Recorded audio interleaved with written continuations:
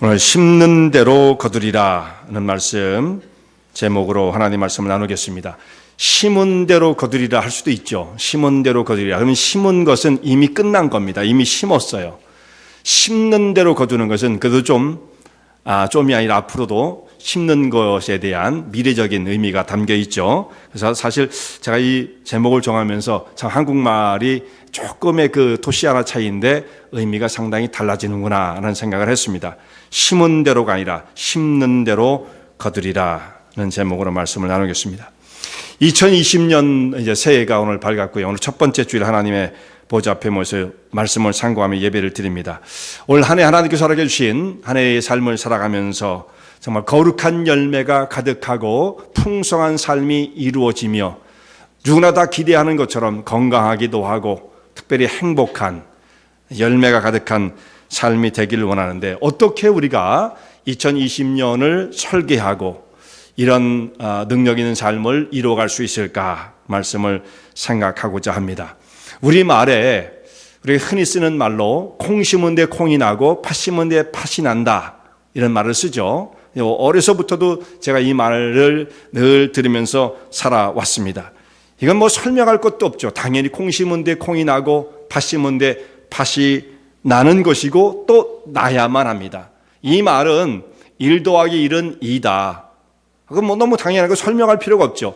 1 빼기 1은 0다. 그럼 우리가 설명을 해줄 필요가 없어요. 그러니까 이 말도 그 정도로 너무도 분명하고 반론의 여지가 없는 것입니다. 그런데 왜 이 말이 속담이 되었을까요? 왜 이 말이 격언이 되었을까요? 1 더하기 1은 2야. 이건 속담이 아니에요. 이것도 사실 속담일 필요가 없어요.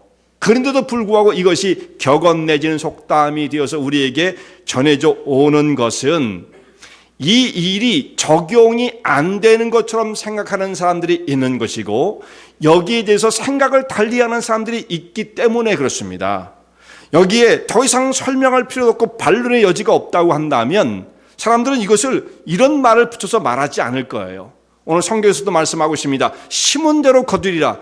이걸 그대로만 믿는 사람들이 있다고 한다면 구태여 그 말을 할 필요가 없어요. 근데 안 믿는 사람도 있죠. 달리 생각하는 사람이 있기 때문에 이 말씀을 교훈 삼아 오늘 우리에게 들려주고 있는 것입니다. 우리는 이런 말도 써요. 저 사람은 말이야. 여러분들은 무슨 말을 듣는지 잘 모르겠어요. 저 사람은 콩 심은 데 콩 나고 팥 심은 데 팥 나는 사람이야. 여러분 이런 말을 쓸 때 어떤 뉘앙스를 가지고 씁니까? 좋은 의미예요? 나쁜 의미예요? 예? 저 사람은 콩 심은 데 콩 나야 되고 팥 심은 데 팥 나야 되는 사람이야. 자, 어떤 의미로 보면 좋은 의미예요? 그게 뭐예요? 잘 모르겠어요. 어떻게 생각하세요? 고지식하다. 사실은 말이죠. 좋게 말하면 틀림없는 사람이다라는 의미로 써야 되는 것인데 그런 의미로보다는 꽉꽉 막혔어. 융통성이 없어. 말이 안 통해. 이런 의미로 그 말을 쓴단 말이에요. 우리가 말하자면 약간 부정적 뉘앙스가 그 속에 담겨 있는 겁니다. 사실은 모르겠어요. 요즘은 또 말이 자꾸 변천되니까 그런 말을 쓰면 좀 다른 의미를 갖고 쓰는지는 모르겠으나 제가 알고 있는 상식, 제가 지금까지 들어왔던 그 말의 표현은 좀 부정적일 때 그 말을 씁니다. 근데 여러분 이게 부정적일 이유가 없잖아요. 콩 심은 데 콩 나고 팥 심은 데 팥 나는 건 지극히 당연한 것임에도 불구하고 그 말을 조금 부정적인 의미로 그 말을 쓸 수 있다는 것이 무엇을 의미해 주느냐.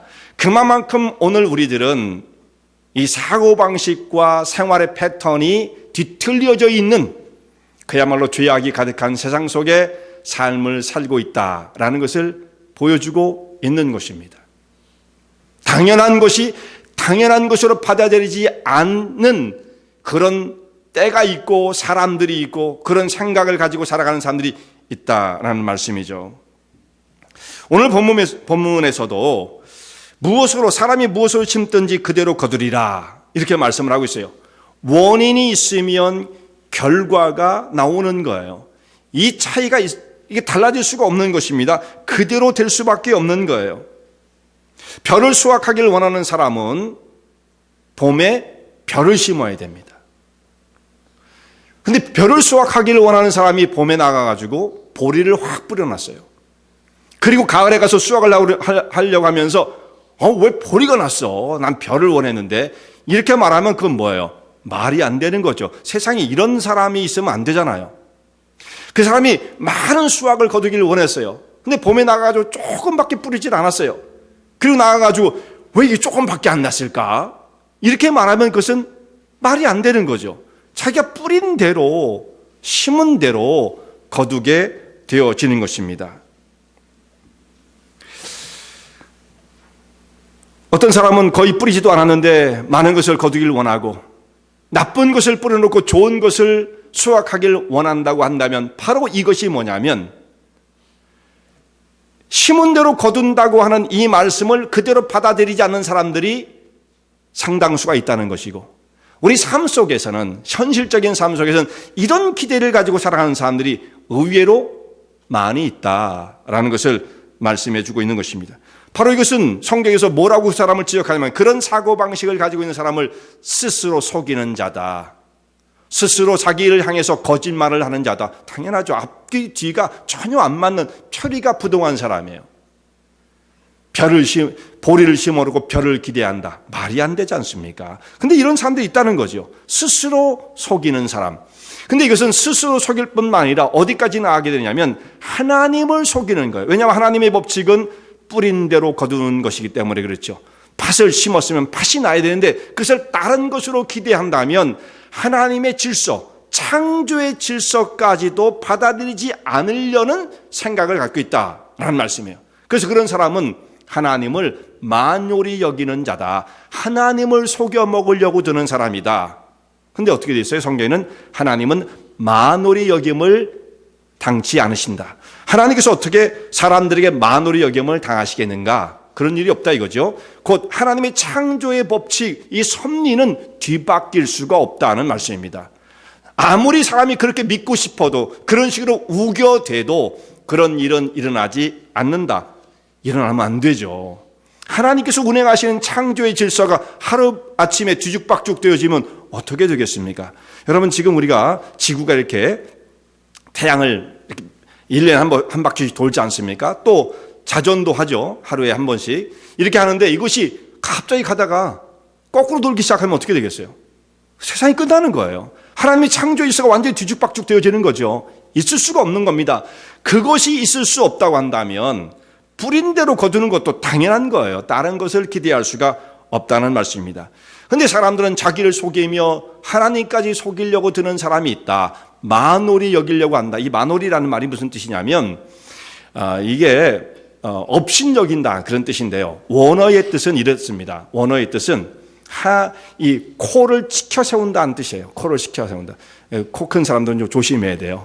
이게 다른 상대방을 보더라도 약간 겸손하게 이렇게 숙이고 봐야지. 그 높은 코를 가지고 이렇게 치켜 세우면 상대방을 얕보는 것처럼 느껴질 수가 있단 말이에요. 이 코를 치켜 세운다는 뜻입니다. 그러니까 하나님을 향해서 거만한 자의 모습으로 마치 하나님을 경멸하듯이 자기 코끝을 치켜 세우고 하나님을 바라보려고 하는 자. 그러나 하나님은 그런 하나님의 그 영광과 거룩은 경멸의 대상이 결코 될 수 없다. 누가 하나님을 그렇게 바라볼 수 있으랴?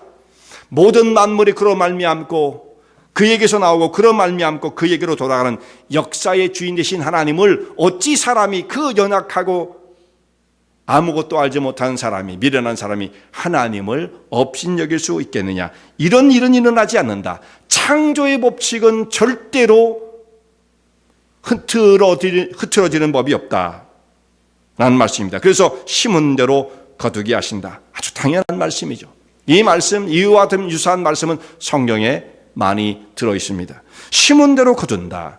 근데 오늘의 말씀은요, 그 심은 대로 거둔다고 하는 원칙이 그 중간에 딱 자리 잡고 있고 앞뒤로 세 가지의 관계에 대해서 말씀을 합니다. 모든 것은 사실 우리의 삶 속에 관계 안에서 이루어지는 거예요. 하나님과 우리의 관계, 세상과 우리의 관계, 나와 너와의 관계, 나와 이 환경과의 문제, 관계, 이 사실 관계 속에서, 릴레이션십 속에서 모든 것이 다 이루어지고 그 속에서 역사가 일어나게 되어지는 것입니다. 첫 번째, 이 관계가 어떻게 정립되느냐에 따라서 심은 대로 거두게 하신 하나님의 섭리 속에 심은 대로 그 관계 속에서 열매가 맺어지게 하시는 겁니다. 혼자 스스로 열매 맺는 게 아니라요, 이 관계를 통해서 열매를 맺게 되어져요. 오늘 세 가지의 관계를 오늘 성경에서 말씀을 하고 있는데요, 첫 번째 있는 말씀을 보면 말씀을 가르치는 자와 말씀을 받는 자의 관계예요. 이게 무슨 뜻입니까? 6절 말씀, 우리가 첫 번째 읽었던 말씀에 그 말씀이 나옵니다. 가르침을 받는 자는 말씀을 가르치는 자와 좋은 것을 함께하라, 이렇게 말씀되어 있는데, 가르침을 받는 자와 말씀을 가르치는 자는 누구를 의미하는 겁니까? 성도와 목사를 의미하는 거죠. 성도와 목자를 의미하는 것이다 라는 말씀이죠. 이 말씀을 사도 바울이 제일 첫 번째, 이 심은 대로 거둔다고 하는 그 원칙을 먼저 말을 하면서, 먼저 이 말씀이 물론 먼저 나오지만 이 앞뒤로 연결되어집니다. 심은 대로 거두는 역사 가운데 이 첫 번째 관계를 성도와 목자와의 관계를 설명하고 있다. 그런데 가르침을 받는 사람은 말씀을 가르치는 자와 좋은 것을 함께하라, 이렇게 권면하고 있는 것입니다. 왜 바울이 이 말씀을 강조하고 있는가? 왜 이 말씀이, 이 관계가 그렇게 중요한 것인가 생각을 해봐야 되는데요, 사도 바울은요, 이게 자기의 현실이에요. 자기가 경험한 바인 것입니다. 자기가 지금도 피부로 느끼고 있는 것이기 때문에 가장 먼저 나올 수밖에 없어요. 또 대단히 중요한 관계입니다. 바울은 이 갈라디아 교회에 편지를 쓰게 되어지는데, 이 갈라디아 교회는 바울의 사역을 통해서 개척이 되어진 교회예요. 바울이 이 갈라디아 지방에 가서 복음을 전했을 때에 자기가 그 갈라디아 사람들을 처음 만나서 복음을 전하던 시간에 자기의 모습을 뭐라고 표현을 하느냐면, 내가 너희에게 나아갔을 때에 내가 심히 약했었다라는 말을 해요. 굉장히 몸이 불편했었다라는 거죠. 얼마만큼 몸이 불편했었느냐 하면, 복음을 전하기 위해서 그들을 찾아온 바울이 상대방이 쳐다볼 때, 곧 갈라디아 사람들이 이제 낯선 사람이 찾아왔으니까 그 사람을 볼 거 아니겠습니까? 그럼 뭐라고 얘기를 하는데, 그 사람을 보니까 그 사람이 동정이 갈 정도의 상태인 거예요. 그래서 성경이 뭐라고 말씀하고 있냐면, 너희를 시험할 만한 것이 내게 있었으나, 무슨 뜻이냐면 바울이 그만큼 몸이 상당히 불편했다는 거죠. 여러 가지 생각을 합니다. 그래서 바울이 혹시 간질이라고 하는 그런 병을 앓았던 것은 아닐까, 이런 추측을 해요.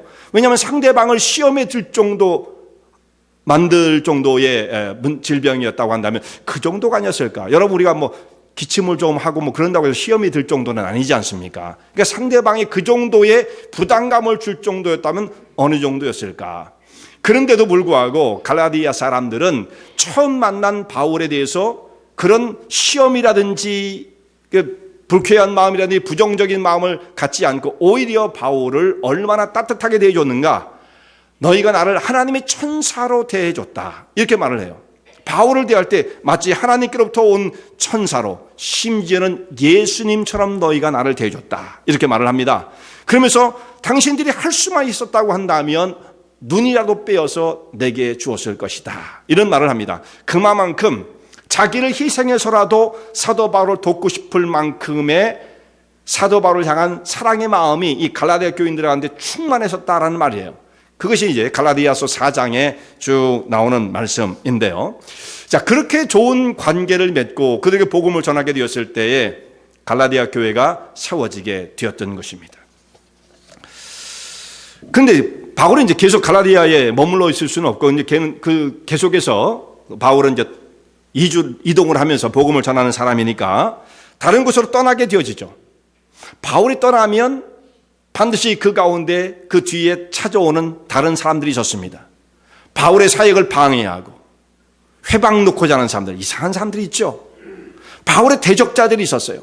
그래서 이 사람들이 찾아와서, 이 사람들은 곧 율법주의자들이고 거짓된 사도, 거짓된 교사들이었습니다. 잘못된 사람들이에요. 그들이 찾아와서 바울이 개척해서 세워진 교회를 공격하는데 당신들 다 잘못됐다. 이렇게 하면 사람들이 그 사람들을 경계하지 않겠습니까? 그러니까 그렇게 하지는 않아요. 무엇을 공격하냐면 바울을 공격하는 겁니다. 이제 바울이 떠났어요. 바울은 더 이상 여기에 이제 있질 않아요. 그러니까 변명할 어떤 기회도 찾지 못하는데 그 바울이 없는 사이에 그 사람들에게 찾아와서 바울을 공격합니다. 뭐라고 얘기를 하냐면 사도 바울은 다 자신 스스로가 사도라고 얘기하는지는 모르지만 그 사람이 어찌 사도가 되느냐. 그 사람은 사도의 자격이 없다. 가짜야. 당신 그 사람들이 찾아왔을 때 사도라는 증명서 같은 거 보여준 적이 있었어?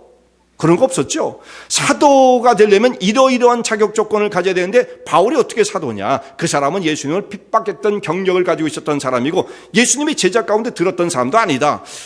얘기를 들어보니까 그럴듯도 하거든요. 그래서 바울에 대한 의심이 일어나는 거예요. 근데 여러분, 바울을 의심하게 되어지면 그 다음 단계는 무엇입니까? 바울이 전해준 바울이 전한 복음을 통해서 예수님을 믿고 구원에 이른 신앙 고백을 한 성도들이었음에도 불구하고 바울에 대한 신뢰, 크레딧이 깨지기 시작하면 그가 전해준 말씀이 저절로 의미가 없어지고 마는 거예요. 그 복음을 받아서 내가 행복했고 하나님의 사람이 되고 구원받았다는 고백을 가졌던 사람들이 바울이라는 사람에게 신뢰를 주지 못하면 그 내용도조차 의미 없는 것이 되어버리고 마는 것입니다. 이렇게 복음의 진리가 무너져 내리는 모습을 보면서 바울이 깜짝 놀라서 편지를 쓴 것이 이게 갈라디아서가 되는 겁니다. 정신 차리십시오. 그렇게 말하면서 쓴 편지가 이 갈라디아서가 되어지는 거예요. 바울에 대한 영적 신뢰가 깨어지면 문제가 뭐냐? 인간관계가 뒤틀렸다는 것으로 끝나는 것이 아니라 그들이 가지고 있는 복음의 진리가 의미 없는 것이 되어버리고 만다. 이게 문제였던 거예요. 그러니까 바울은 바울이고 그가 전한 복음은 복음이지 이건 별개다. 이렇게 생각할 수가 없는 거예요. 두 가지는 딱 붙어있는 겁니다. 그 사람이 얼마만큼 신뢰를 받을 수 있는 사람이냐에 따라서 복음이 능력을 나타내게 되어지는 것입니다. 근데 참 여기에 또 현실적인 것이 있어요. 말씀을 전하는 사람은 이 땅에 어떤 사람도 완전한 사람은 없습니다. 그 사람이 완전하니까 훌륭하고 대단하니까 말씀을 전한다 이렇게 말할 수는 없어요. 바울이 그렇게 훌륭하고 대단합니까? 인간적으로 물론 평범한 사람보다는 훨씬 더 뛰어난 사람이죠. 그러나 바울은 완벽하지 않습니다. 이 세상에 어떤 사람이 완벽하기 때문에 말씀을 전할 수 있는 사람은 세상에 단 한 사람도 없는 거예요. 모세도 안 되는 거예요. 엘리야도 그럴 수 없는 거예요. 다 부족한 것이 있습니다. 엘리야 불의 사람 그런 사람도 나중에 보면 실족하고 그러지 않습니까? 모세 실수가 많은 사람이었잖아요. 세상에 완벽하기 때문에 말씀을 전할 수 있는 사람은 세상에 없는 거예요. 그러나 부족하지만 하나님께서 그와 같은 사람들을 세워서 말씀의 사역자로 사용하시는데 문제는 그 사람의 근본적인 것에 대한 회의가 들기 시작하면 이건 문제가 되는 거예요. 신뢰를 줄 수 없다. 저 사람을 도저히 신뢰할 수 없다. 지금 갈라디아 교회 교인들과 사도 바울의 그 관계, 릴레이션십이 깨지게 되어지면 그가 전한 말씀의 의미를 잃어버리는 것처럼 상대방에 대한 신뢰를 잃어버리면 말씀을 전하는 사역이 힘을 발휘할 수가 없는 것입니다. 그 사람에게 전해진 말씀이 신앙의 역사를 일으키고 성장을 이루어낼 수 있는 워킹하는 능력 있는 말씀이 될 수가 없어요. 그냥 죽은 말씀이 되어버리고 마는 거죠. 하나님의 말씀임에도 불구하고 그런 것입니다. 기기적인 게 아니에요. 말씀을 딱 던지면 그냥 무조건 성도들은 알아서 그냥 그 말씀을 통해 성장을 하고 이런 일은 벌어지지 않아요. 관계 속에서 이루어지는 것이죠. 그러므로 신뢰가 중요하다라는 말씀입니다. 이 갈라디아 교회에 나중에 찾아왔던 사람들은 바울과 갈라디아 교인들의 그 관계를 무너뜨리기 위하여 악성 루머를 만들어서 있지도 않은 것을 바울을 험담을 하며 이 사람들의 마음을 흔들어 놓았던 것입니다.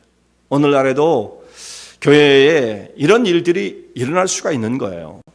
아무리 전통이 있고 큰 교회고 사람이 많이 모이고 그래도 말이죠. 이런 정말 일들이 한번 일어나면 교회가 송두리째 흔들리게 되어지는 것입니다. 이 일을 통해서 치러야 할 그 비용이 얼마나 정말 큰 것인가, 손실이 얼마나 큰 것인가, 이런 일들 우리가 바라보고 있는 것 아니겠습니까?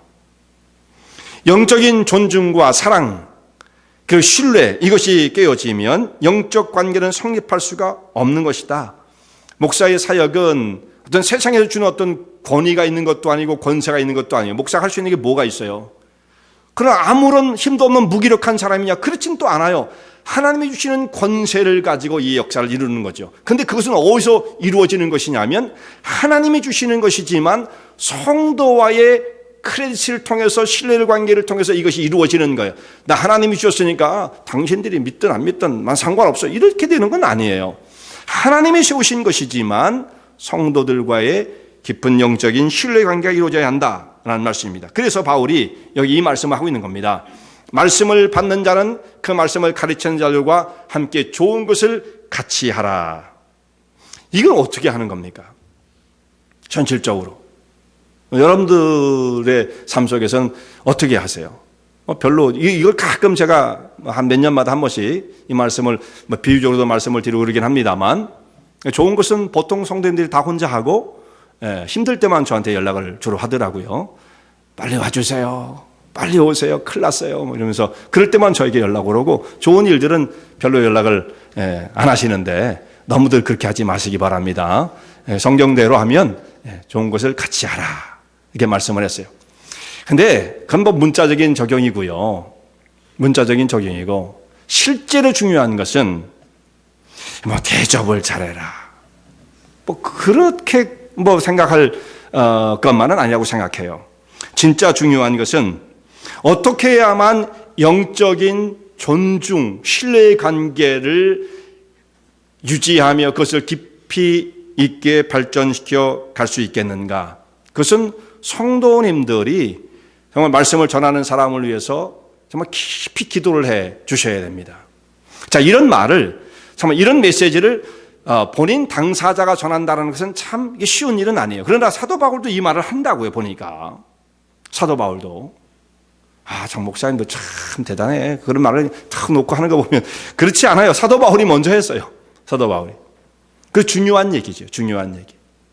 그래서 어떻게 하면 그 신뢰의 관계를 이뤄나갈 수가 있겠는가? 성도님들이 말씀을 전하는 자를 위해서 정말 깊이 영적으로 기도하는 그 기도의 시간이 있다고 한다면 그것이 정말 영적인 신뢰의 관계를 이뤄나갈 수가 있겠고요. 혹시 허물이 있다 할지라도 완벽할 수 없잖아요. 완벽할 수 없잖아요. 그래도 그것을 덮어나갈 수 있는 능력이 그 가운데 일어날 것이다.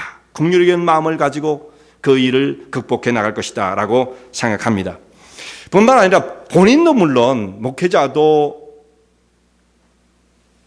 행해야 할 중요한 일들이 있죠. 말씀을 더 깊이 연구하고 그것을 잘 가르치고 성도를 돌보는 일에 더 최선을 다하는 성실함이 있어야만 또 이것이 신뢰의 관계가 더 구축되어지지 않겠습니까? 본인은 그렇게 노력하고 성도님들은 성도님대로 그렇게 노력하는 것이 같이 있게 되어지면 이 관계를 통해서 정말 중요한 영적인 열매를 맺는 일에 중요한 한 관계를 형성하게 되어지는 거예요.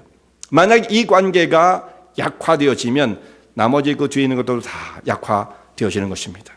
첫 번째, 그 말씀을 전하는 자와의 관계를 말씀하고 있고요. 두 번째는 자신과 물질과의 관계, 환경과의 관계입니다. 두 번째가. 여기는 근데 포함되는 게 굉장히 많아요. 좀 광범위하게 여기는 포함을 시킬 수가 있어요. 생각해야 할 것들이 대단히 많습니다. 우리 생활 전반에 관한 거예요. 우리 생활 전반에 다 얽혀있는 문제들입니다. 자, 올 한 해를 구분해서 우리가 생각해 본다면 올 한 해 동안 내가 나의 시간을, 나의 정열을, 나의 재능을, 내가 가지고 있는 것들, 물질적인 것을 다 포함하여 나의 어떤 그 물질을 어디에 쓸 것인가 하는 문제인 것입니다. 내 시간과 물질과 정열, 이 모든 것들을 육체를 위하여 자기 육체를 위하는 것으로만 쓰게 되어지면 그럴 수도 있겠죠. 그렇게 되어지면 성경에서 뭐라고 말씀하시냐면 육체를 위해서 심는 자는 육체로부터 썩어질 것을 거둘 것이다. 그냥 답이 너무나 명백하게 나오는 거예요. 그건 썩어질 것을 거둘 것이다 라고 말씀하고 있는 것입니다. 우리는 말이죠, 무엇을 심을 것인가 라고 하는 것도 굉장히 중요해요. 무엇을 심을 것인가, 무엇을 심을, 그 내용이 있어야 되니까 무엇을 심을 건가도 중요하지만 이걸 어디에 심을 것인가도 대단히 중요합니다. 어디에 심을 것인가. 예수님께서 씨 뿌리는 자의 비유를 말씀하시면서 마가복음 3장에 나오는 말씀이에요. 씨를 어디에 뿌릴 것인가? 자, 예수님께서 말씀하신 그 씨는 하나님의 말씀을 의미해요. 진리의 말씀이에요. 그럼에도 불구하고 씨가 떨어지는 장소에 따라서 열매가 달라집니다. 어디에 떨어지느냐에 따라서 길가에 떨어지기도 하고, 어떤 것은 돌밭에 떨어지고, 어떤 것은 가시덤불에 떨어지고, 어떤 것은 좋은 밭에 떨어지게 되어지는데, 좋은 밭에 떨어진 그 씨앗만 30배, 60배, 100배의 결실을 얻는 거예요. 어디에 떨어지느냐? 씨앗이 잘못된 건 아니에요. 하나님 말씀이 밭에, 돌밭에 떨어진 것은 말씀이 의미가 없었다? 그게 아니에요. 똑같은 씨예요. 어디에 떨어지느냐라는 것입니다. 그러므로 씨가 떨어지는 환경의 문제이죠. 환경의 문제. 그걸 어디에 심을 것인가? 자, 우리가 지금 가지고 있는 것들, 이것이 재능? 이게 하나님께로부터 온 거예요. 물질? 내가 벌었어요? 내가 벌었으니까 내 거예요. 그렇게 생각하시는 분이 혹시 계실지 모르나 어차피 다 놓고 갈 것이고, 사실 내 거라고 주장할 수 있습니까? 하나님이 공급하신 것들이요. 내가 뭘 만들었어요?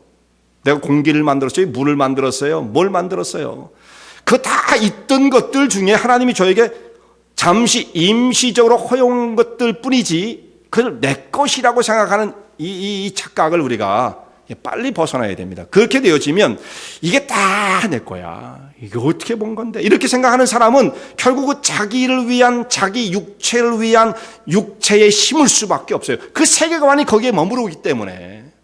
그러나 이 모든 것이 다 하나님께로부터 내게 주어진 선물이다. 임시적으로 내게 맡겨진 나는 청지기에 불과하다는 자기 신분을 깨닫고 있는 사람은 이걸 어떻게 써야 될까를 좀 더 신앙적으로 영적으로 생각할 수가 있게 되어지죠. 이 틀을 못 벗어나는 사람은 100% 자기는 육체를 위한 일에 그 일을 다 쓰고 있는 것입니다. 거기에 심으면 마치 돌밭에 떨어지고 가시덤불에 떨어진, 길가에 떨어진 것들처럼 열매를 맺을 수가 없어요. 여기 말씀하고 있는 말을 따르면 육체를 가운데 심어 썩어질 것을 거두게 될 것이다. 안타까운 것이죠. 자, 오늘 모든 우리들에게 하나님은 공평하십니다. 하나님께서 사람을 왜 공평하게 안 주셨을까? 어떤 사람은 재능이 저렇게 많고 어떤 사람은 능력도 많고 막 이렇게 얘기를 하는데요. 사실 하나님은 하나님의 방법으로 공평함을 우리에게 주셨어요. 여러 가지 공평한 게 있어요. 우리에게 인생의 기회를 주셨고, 인생의 기회 우리에게 다 주어졌지 않습니까? 24시간 365일 다 똑같습니다. 사람마다 조금씩 우결의 차이가 있지만 노력하면 따라잡을 수 있는 것들이기도 해요. 그걸 하나님은 우리에게 공평하지 않으시다, 이런 식으로 무책임하게 말하는 사람들이 있어요. 그건 정말 무책임한 일입니다. 얼마든지 하나님께서는 우리를 그야말로 그 세계 속에 공평하신 하나님을 체험할 수 있는 기회들을 주셨어요. 자기가 하지 않는 것뿐이에요. 그러면서 하나님은 공평하지 않다는 말을 하면 안 됩니다. 하나님은 공평하신 분이에요. 환경이 다 나쁘면 여러분, 그런 말을 쓰는 사람들이 자기 나 환경이 불우했어요. 어렸을 때 부모님이 이혼을 하고요. 이렇게 얘기를 하죠. 그런다고 해서 다 잘못되는 거 아닙니다. 그 불우한 환경을 뚫고 올라온 사람들 있어요. 얼마든지 있습니다. 좋은 환경이 잘 때 다 잘 돼요? 아니에요. 그런 사람들 중에 무너진 사람들도 얼마든지 있는 겁니다. 그러니까 그 환경만 가지고 얘기할 것은 아니다라는 거죠. 하나님은 공평하신 분이에요. 그 증거들이 우리에게 인생의 기회를 주셨다는 것, 그거부터가 벌써 공평이에요. 우리에게 24시간을 주셨습니다. 자, 우리의 이 시간과 물질을 어떻게 관리할 것인가? 이게 나를 위해서, 내 육체를 위해서 사용하게 되어지면 이 모든 것들은 다 없어지고 썩어질 것에 불과한 것입니다. 하나님 나라와 영광을 위해서 신령한 곳에 심게 되어지면 성령을 위하여 심는 자는 성령으로부터 영생을 거두게 되어진다. 그건 남는 거예요. 끝까지 남는 거예요. 영생, 이터널한 거예요. 육체를 위해서 심는 것은 잠시 있다 사라지고 말 것들이다라는 말씀이죠. 자, 우리에게 주신 것을 청지기의 자세를 가지고 바라보며 그것을 어떻게 사용할 것인가, 이걸 정말 신중하게 생각해야 합니다. 내 거다라고 생각하는 그 사람은 절대 다른 것을 바라볼 수 없어요. 청지기라고 하는 자기의 신분을 깨닫는 사람만 이걸 어떻게 하나님 나라와 영광을 위해서 쓸 것인가를 생각하게 되어지는 것입니다. 아무리 제가 여기서 뭐라고 해도 그런 말씀하세요. 제가 어떻게 버렸는데요. 내 거죠. 이런 마음을 끝까지 갖고 있는 사람들은 백날이 가도 소용이 없습니다. 여전히 그 길을 걸어갈 거예요. 근데 문제는 뭐냐? 어떻게 방법은 없어요. 강제할 수 있는 것이 아니에요. 하나님 말씀은 강제하지 않아요. 여러분에게 강요하지 않아요. 단 설득하고 깨우쳐 가길 원하는 거예요. 깨우쳐 가길 원하는 거예요. 이런 말씀을 어떤 사람은 굉장히 좀 부담스럽다 할 수 있을지 모르지만 사람이 다 그렇게 사는 건 아니에요. 본인이 살아가는 그 모습대로 사는 게 다는 아니에요. 사람이 그야말로 심은 대로 거둔다고 하는 이 말씀을 잘 생각해야 돼요. 내가 생각하는 대로 내가 계획하는 그 인생의 모습이 전부라고 생각하는 것, 그건 절대 그렇지 않습니다. 하나님의 나라와 영광을 위해서 우리의 영원한 생명을 위하여 이것을 사용하는 일에 인색하다고 한다면, 마음이 막 쪼릿쪼릿하다면 그 사람의 삶의 방법은 정해져 있는 거죠. 자신의 육체를 위하여, 자신의 인간적인 자기의 욕구를 위하여 쓰는 것 외에 다른 것을 생각하지 못하는 사람이에요. 그에게 주어진 시간과 재능과 정열, 재산, 모든 것들을 나를 위해서만 쓰게 되어지는 것입니다. 근데 그 결과는 참담한 거예요. 그 결과가 화려하다면 다 그렇게 살아야죠, 우리가. 그렇게 어디에 심을 것인가? 대단히 중요한 문제입니다. 하나님께서 허락해 주신 우리 인생의 계획 가운데 저희를 통해서 이루시고자 하신 하나님의 거룩하고 존귀한 사역이 있는데 그 일에 우리를 불러, 이 일에 내가 동참하면 참 좋겠다. 하나님 이거 다 내 건데 무슨 거기 동참을 해요. 이 마음을 가지면 동참 못해요. 하나님께서 다 허락해 주시고 나의 재능과 이 인생의 기회가 다 하나님께로부터 말미암았으니 주께서 원하시는 곳이라면 제가 거기를 서길 원합니다. 그러면 그런 사람에게 하나님께서 칭찬하시, 인정을 하시지 않겠습니까? 착하고 충성되다, 믿음직하다, 신뢰가 간다, 뭐가 부족해, 이렇게 나오시지 않겠습니까? 근데 하나님 이거 다 내 건데 왜 자꾸 남의 것에 자꾸 신경을 쓰세요? 여러분, 하나님께서 그런 말씀을 들으신다면 얼마나 섭섭하시겠는가. 뭐가 다 네 거니? 너에게 생의 기회를 주었고 건강도 줬고 재능도 줬고 모든 것을 다 허락했는데도 불구하고 그게 다 네 거라고. 그럼 그렇게 한번 살아봐. 무엇이 거두어지는지. 하나님께서 우리에게 우리 환경과 우리 주변과 또 자기에게 주어진 모든 시간과 가지고 있는 것들, 그것을 어떻게 관리하며 관계를 맺을 것인가에 대해서 교훈을 해 주셨습니다. 어디에 심을 것인가? 정말 신중하게 오늘 1년 우리가 생각을 해야 합니다. 세 번째 주제는 다른 사람들과의 관계예요. 다른 사람들과의 관계. 여기서 이런 말씀이 나오죠. 우리가 선을 행하되 낙심하지 말지니 피곤치 아니하면 때가 이름에 거두리라. 그러므로 우리는 귀 있는 대로 모든 일에게 착한 일을 하되 더욱 믿음의 가정들에게 할지니라. 특별히 성도들과의 관계를 말씀해 주고 있는 것입니다. 모든 사람에게 착한 일을 하라. 특별히 믿는 자들에게 더욱 그리하라. 이렇게 당부를 합니다. 1년간 우리에게 주신 이 2020년도 한 해 동안 우리가 생각해야 할 것이 무엇인가? 여러분, 이 세 가지를 잘 생각하세요. 말씀을 전하는 자와의 관계도 참 중요하구나. 저 맨날 밥 안 사줘도 돼요. 저도 그거 별로 좋아하지 않습니다. 건강도 생각해야 되고. 그러니까 그런 거 안 하셔도 돼요. 기도를 많이 해주시길 바라고요. 또 자기 환경과 자기 가지고 있는 것을 어떻게 관리할 것인가의 문제. 또 하나 마지막은 다른 삶과의 관계. 다른 사람과의 관계. 이걸 정말 잘 생각해야 돼요. 다른 사람에게 1년간 내가 친절을 베풀며 내가 가지고 할 수 있는 최선을 다해서 다른 사람을 섬기며 봉사하는 이것이 정말 의미 있다는 것을 받아들여야 돼요. 왜 남들이 나를 안 인정해 줄까? 왜 나를 왜 안 섬겨줘? 여러분, 그건 아주 그건 낮은 겁니다. 낮은 거. 이제 좀 큰 사람들은 하나님께서 내게 이와 같은 인생의 길을 주시고 하나님의 부요하심을 내게 허락해 주셨으니 그 부요함을 가지고 다른 사람을 세우고 섬김의 삶을 살아가는 거예요. 그게 얼마나 당당하고 얼마나 풍요한 삶입니까? 왜 나한테는 안 해주지? 왜 나한테는 관심이 없지? 이렇게 생각하지 마세요. 내가 관심을 가져줄까? 내가 해주면 되는 거잖아요. 내가 얼마나 좋습니까? 근데 여러분, 이게 쉬운 능력이, 이게 대단한 능력이에요. 이게 몸에 쫙 배가지고 그냥 그 사람 딱 서기만 하면 정말 그런 광채가 난다면 얼마나 좋겠습니까만은 이건 참 쉬운 게 아니죠. 그래서 쉽지 않다고 해서 포기할 건 아니고요. 하나님 말씀을 우리 심령 속에 깊이 간직하고 섬기라고 그랬지, 봉사라고 그랬지, 친절을 하라고 그랬지, 모든 사람에게 선을 행하라고 말씀하셨지, 그렇게 해야지, 나는 잘 못하지만 해야지, 이렇게 그것을 마음을 새롭게 다지고 그 일을 하는 거예요. 하나씩 그렇게 나가다 보면 나중에 체질이 되면 최고가 되는 거죠. 수월하게 나오면 최고가 되는 거예요. 수월하게 나올 때까지, 체질이 될 때까지 의도를 가지고 그 일을 하는 거예요. 물론 실수가 있겠죠, 도중에. 그래도 괜찮아요.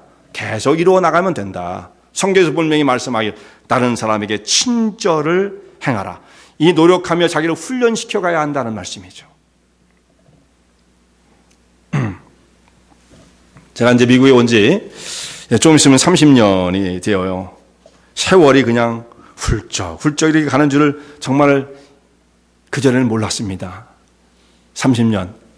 아직 30년은 안 됐어요. 잠시 후면 30년이 됩니다. 제가 처음에 미국에 왔을 때 어떤 분을 만나가지고 미국 오신 지 얼마 됐어요? 그러면 뭐 10년 됐어요. 그래도 10년이요? 깜짝 놀랐고 20년 됐다고 하면 막 머리가 숙여졌어요. 20년이나 여기서 사시면서 정말 대단하십니다. 그랬는데 어느새 제가 30년을 내다보고 있다. 세월이 정말 이렇게 빨리 간다는 것을 깨닫게 되어집니다. 아주 오래전에 제가 미국에 오자마자 이제 학교를 어플라이 해놓고 좀 기다리면서 시간이 좀 나서, 그걸 제가 끝까지 할 생각을 했던 건 아니고 시간이 좀 남아서 제가 세탁소에서 일을 했었어요. 제가 할 수 있는 게 프레스가 있는 건 못하니까, 프레스는 못하니까 이제 그 광고를 보고 딜리버리, 운전이야 자신 있으니까 딜리버리 하라는 그걸 광고를 보고 이제 찾아가서 일을 했었습니다. 그래서 공장에서 드롭을 연결해서 하는 일을 좀 했었어요. 7집을 제가 드롭을 다니면서 물건을 픽업해 오고 또 손질된 것을 갖다 주고 아침 저녁 2번씩 거기를 돌았습니다. 자, 7집을 다니면서 다양한 사람들을 만나게 되잖아요. 주인들을 다 만나잖아요. 그 중에 한 사람 불교 신자였어요. 불교 신자. 그리고 다른 분들은 다 대부분이 크리스찬들이었어요. 대부분이.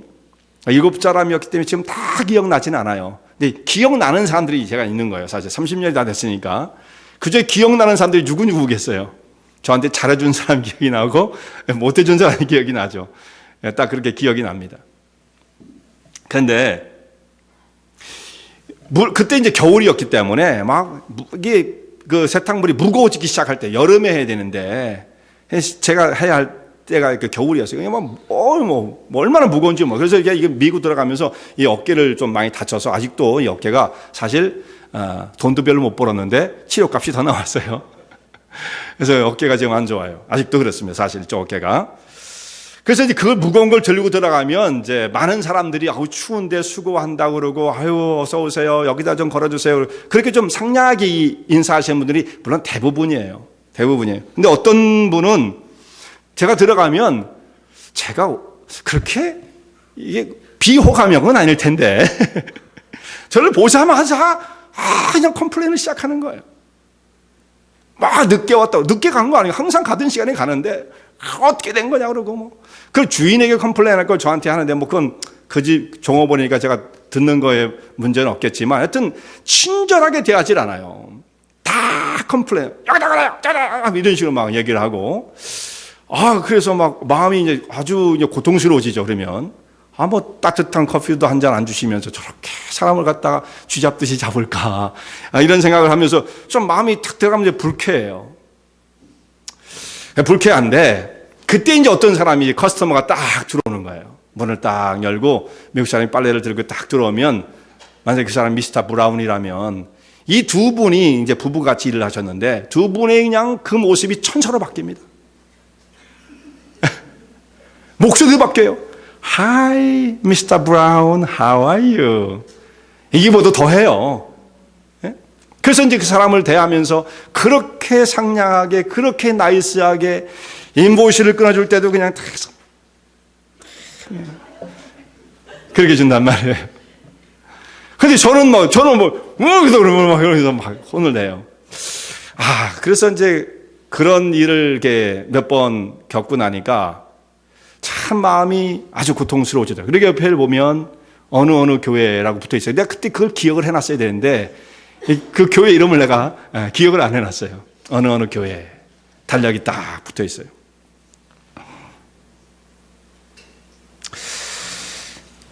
자, 이런 모습은 참 사람이 돈을 벌기 위해서 애쓰는 거는 중요하지만 돈 벌기 위해 애를 써야죠.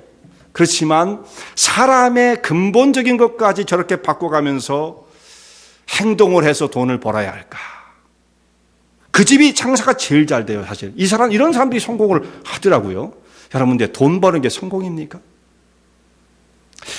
인간성을 잃어버리고 하나님의 거룩한 형상대로 지은 바 되어진 인간이 기본적으로 지켜야 할 것들을 망각한 채 돈을 쫓아가는 것, 그것이 성공입니까?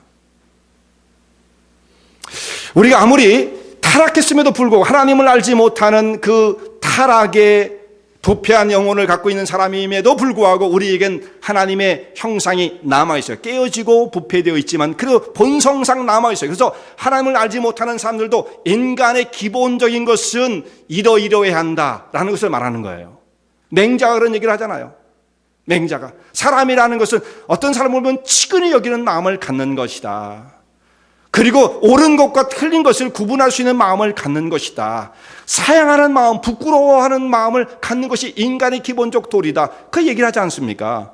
근데 어떻게 하나님을 안다는 사람이 이 모든 것들을 깡그리 다 잊어버린 채 오직 돈만을 쫓아서 저렇게 그야말로 칩하게 행동을 할까? 이건 아니지 않을까? 그런 생각하면서 마음이 굉장히 아파오는 거죠. 그래서 이제 델벌을 하고 이제 드랍하고 탁 나오는데 눈이 막 쏟아지더라고요. 근데 눈이 쏟아지는데 왜 내 눈에서 눈물이 나오는지 모르겠더라고요.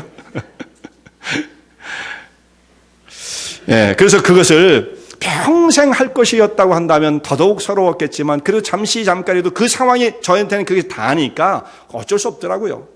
굉장히 마음이 아프고 고통스러우면서 제가 그분에게 어떤 그 상처를 받았다는 것보다도 사람의 사는 모습이라는 게 무엇일까? 제가 참 그때 젊은 나이에 그런 것들을 생각하게 되었습니다. 성도 여러분, 나는 다른 사람에게 어떻게 대했는가? 다른 사람들과 관계가 굉장히 중요해요. 나는 1년간 다른 사람들에게 어떻게 대하며 살 것인가? 굉장히 중요한 거예요. 하나님께서 우리 주변의 환경 속에 사람들을 허락해 주셨는데 그들을 어떻게 대할 것인가? 선함과 섬김을 가지고 그들을 바라보며 봉사의 삶을 살아갈 것인가? 지난주에 셀그룹을 발표를 했습니다. 셀그룹 편성을 해서 발표를 했어요. 모두가 다 만족하신 것 같아요. 여러분들 모습을 보니까 다 만족하신 것 같아요. 근데 티를 안 내셔서 참 감사한 게 뭐냐면 100% 만족하시겠습니까? 사람이라는 것은 정말 호불호가 있을 수밖에 없어요. 속으로는 그러겠죠. 왜 나를 여기다 갖다 놨을까? 나는 왜 저기 가고 싶은데 여기다 놨을까? 이렇게 생각할 수 있으시겠죠. 그런데 그것을 내색하지 않았다는 것에 저는 대단히 감사하고 우리 성도님들이 참으로 믿음 안에서 성숙해 가고 있구나라는 것을 깨닫게 되었습니다. 정말 감사한 일이에요. 사람은 그렇죠. 나는 여기에 더 있고 싶은데 라는 생각을 할 수가 있는 것입니다. 그것은 충분히 이해할 수 있어요. 그런데 우리 성도님들이 그 셀그룹을 받아들이면서 어떻게 생각하느냐? 나를 이곳에 데려다 놓으신 것은 하나님의 역사가 있으시겠지. 나에게 어떤 섬김과 봉사를 기대하실까? 나는 주변에 다른 사람들을 어떤 모습으로 대하며 1년간 그들을 섬기며 주변에 있는 사람들과 선을 베풀어야 할 것인가? 나의 역할은 무엇인가? 이렇게 자기의 사명을 생각하고 자기 그룹을 바라보는 성도님들이 되어야 하는 거죠. 다들 그렇게 생각하신 것 같아요. 야, 정말 올 1년 동안 내가 어떻게 봉사를 해야 할 것인가. 이렇게 묵묵하게 수고하고 섬기는 자세를 가지신 성도님들, 2020년도만은 아닙니다. 내년도 마찬가지예요. 컴플레인하지 마세요. 2021년에도 어느 해에도 하나님께서 이렇게 우리를 여기에 세우신 것은 주의 뜻과 섭리가 있어서 나보고 섬기라고 하시는 거구나, 이렇게 생각하시면 얼마나 참 아름답겠습니까? 그렇다면 이렇게 1년간 묵묵하게 사역하며 섬기는 여러 성도님들의 삶 속에 영적인 수확은 그건 확실한 거예요. 섬김을 통해서 그걸 심어왔기 때문에, 선한 것을 심어왔기 때문에 마지막에는 선한 열매가 풍성하게 될 것입니다. 피곤하지 않으면 이루어지는 것입니다. 도중에 낙심하면 안 돼요. 너무 순간에 빨리빨리 모든 것이 이루어지길 바라면 낙심하게 되어지죠. 인내의 마음을 가져야 합니다. 여기도 보면 너희가 피곤치 아니하면 거두리라. 이게 사람이 뭘 빨리 이루길 원하면, 마음이 조급해지면 문제가 생기기 시작합니다. 지난 가을에 제가 집 옆마당에다가 사과나무를 하나 심었어요. 허니 크리스프, 제일 맛있는 사과를 기대하고 사과나무를 하나 심었어요. 그랬더니 벌써 어떤 사람들은 애플 피킹을 오겠다고 벌써 예약을 하더라고요. 아, 이거 심자마자. 예. 그래서 이제 3개월 됐습니다. 3개월. 근데 지금 3개월 됐는데 열매 안 열린다고 화난다고 가서 막 뽑아버리면 되겠습니까? 기회를 줘야죠. 기다려야 됩니다. 거기서 개런티하긴 1년 안에 열매를 맺을 거다. 그러니까 내년 가을, 지금 올해 가을이죠. 이제 벌써 기대를 하고는 있습니다만 정말 그때 가서 열매를 맺으면 좋은 것이고 안 되면 또 기다려줘야죠. 사과가 씨로 심어가지고 열매를 맺는 데까지는 보통 10년에서 13년이 걸린대요. 씨가 나서. 그리고 이것이 왕성한 그 열매를 맺는 수확을 할 수 있는 그 모습까지 성장하려면 40년 내지 50년을 성장을 해야 된대요. 굉장히 시간이 많이 필요한 거죠. 여러분, 사과나무 하나도 그렇게 시간이 필요한 거예요. 사람에게 씨앗을 심고 사람에게 무언가를 기대하고 그것이 열매를 맺을 때까지는 상당한 시간이 필요한 것입니다. 그러므로 인내가 그 과정에 필수예요. 너무 조급하면 도중에 낙심하게 되어지죠. 피곤치 아니하면 이룰 것이다 라고 말씀하십니다. 올 한 해 성령의 역사하심 속에 생명이 있는 곳에 여러분 귀한 것을 심으시고 한 해 동안 정말 주님과 풍성한 영적인 교제를 이루어 나가며 더 큰 역사를 이루시는 축복된 삶 되시길 바랍니다.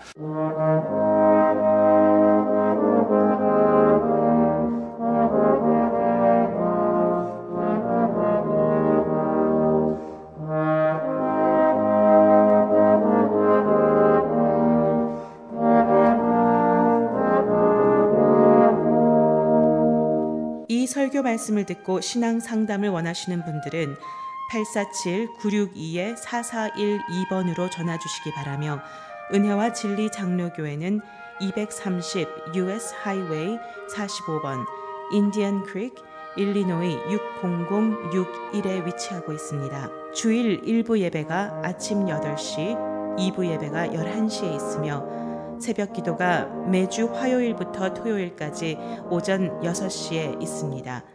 그리고 금요 성경 공부가 저녁 8시에 있습니다. 하나님의 은혜와 은총이 항상 여러분과 함께 하시길 바랍니다.